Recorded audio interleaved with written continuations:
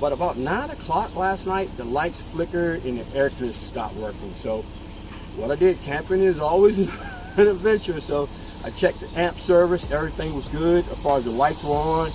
We had power, but I don't know what the problem was. The air conditioner wouldn't turn back on, and over the period of time, of course, the lights went dim. So battery dead. Hey, Tim Stanley here with Blackout Easy. We're on our third camping trip. First two trips, one was an overnight stay. We boondocked in Central Virginia, my in-laws' house, the front of the house. Filled it up, the water tank with fresh water, and I noticed the camper had a little like peeing sound. So I kind of looked under the camper, saw I left the spigot open, so all the water drained out. So that was the first issue, nothing major. Second time, went back to Virginia next week, and we actually boondocked for 2 nights, and everything was cool.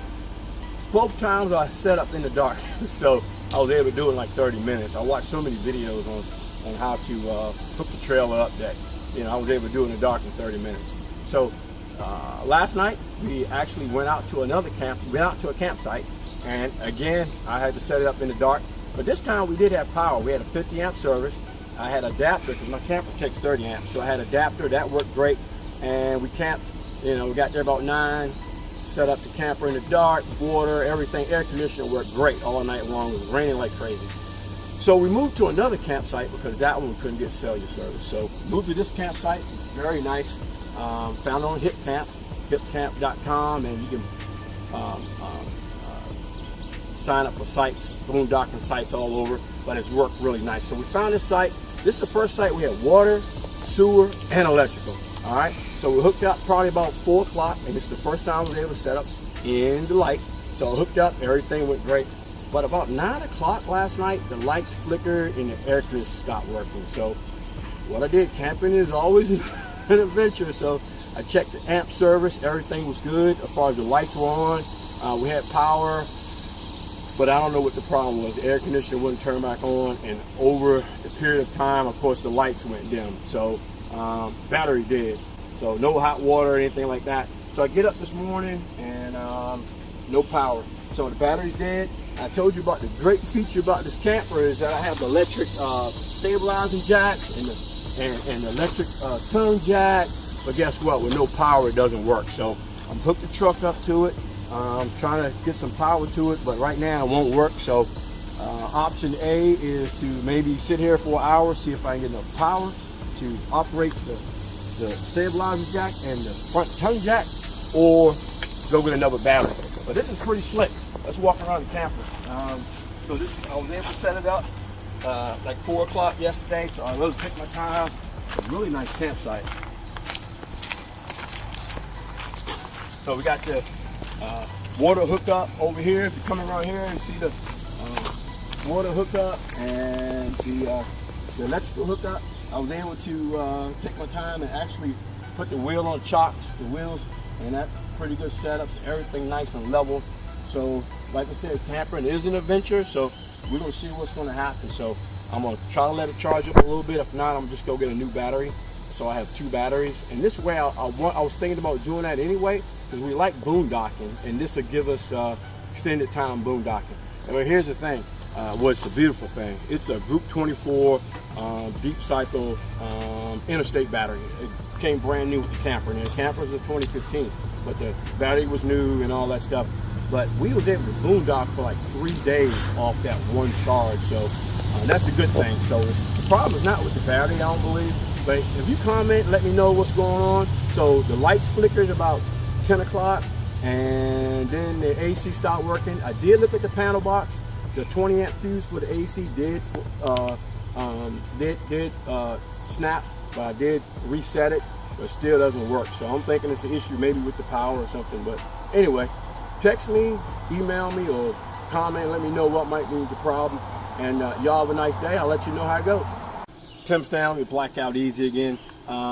We talked about the battery going dead last night, and I have my stabilizer jacks are electric, and so is my tongue jack. So I'm kind of stuck, right?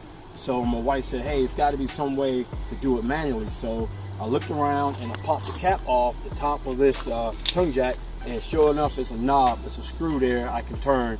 So I went and found the lug wrench that goes to spare tires, and lo and behold, it fits perfectly. So from here, I can raise and lower the tongue without the battery. So that's good news. So we still have one more issue because my stabilizer jacks are electric. So the motor's on that side. I took off the cover off the motor. I couldn't see how I could fit it with anything, so I came to this side, and you can see that it has a, if you look right there, you can see it has a pin that I can slip something on, but I don't have an adapter for that. I looked all through the camper, and the people I bought the camper from, I bought it from a dealer, but the people who had it before me had all kinds of tools and stuff. They left in the camper information and on stuff they had, so I did not find a lug wrench, anything to fit that. So what I did was I went to Lowe's Home Improvement. I got this vice grip, and I have it set where I can put it on the pin and turn it, and this allows me to watch this. This allows me to raise and lower the stabilizer jack manually. So you see me lowering it, and then I'm gonna raise it up. So that's great. That's a great hack. So from now on, this is going to be a permanent part of our toolkit. Permanent part of our toolkit. Okay, this mat, I got a story about this mat, and I'll tell you about this in a later video. But anyway, but this works great. The solution. So I knew we had to have a solution just in case the battery died, and now we have a solution because the battery died. So we have a solution how to bypass that. Also, I'm gonna see what happens. So we hooked up the shore power, and the converter should charge that battery up. So later on, I'm gonna shoot a video. I'm gonna tell you how I'm gonna check that converter to make sure it's working properly, because I think there's either an issue with the converter or the shore power. All right, thanks. All right, so we want to determine why the battery is going dead. So I Googled, and it could be a couple of reasons why. One reason is it could be the power is not correct coming off the pole, 30 amp service. Another reason could be the converter. Because what the converter does is it takes some of that 30 amps in here, 120 volts, and it takes it and converts it to DC, and it runs it to the battery to charge it up. So the converter could be an expensive fix. I Googled $100 to $1,600. So anyway, I want to make sure that is what the problem is. Now, one of the ways I could have done it was move to another site, pull the trailer and back it up to another site and try it out. If it worked, the lights came on, stuff started charging, I know I had it.